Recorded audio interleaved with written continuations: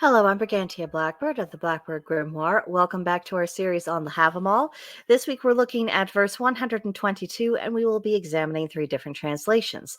The first translation comes from Olive Bray, and it reads, "From the lips of such thou needst not look for reward of thine own good will, but a righteous man by praise will render thee firm in favor and love."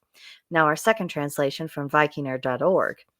"For from an ill-conditioned man thou wilt never get a return for good, but a good man will bring thee favor by his praise." And finally, the third translation by Bellows. "An evil man, if you make him your friend, will give you evil for good. A good man, if you make him your friend, will praise you in every place."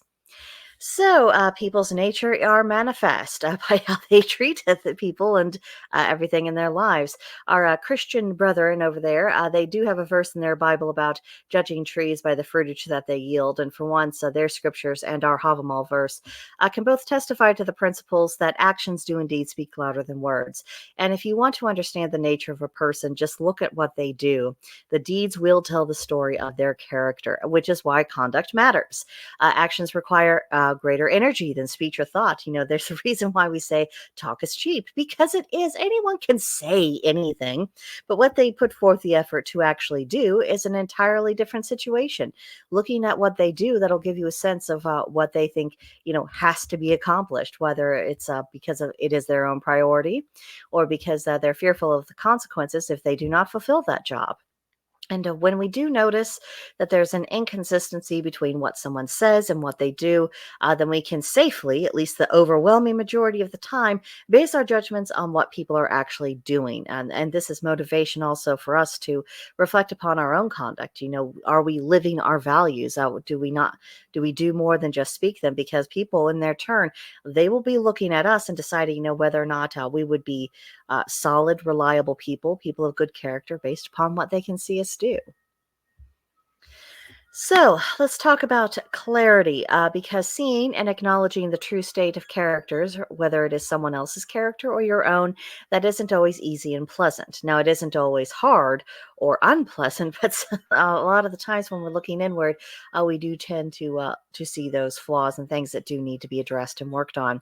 And of course, once you see something, you can't unsee it, and pretending that you don't see it, that will ultimately become self-destructive, because you'll be trying to add layer and layer and layer upon self-deception. And of course, self-deception, it doesn't lead us to truth. It doesn't lead us to good outcomes.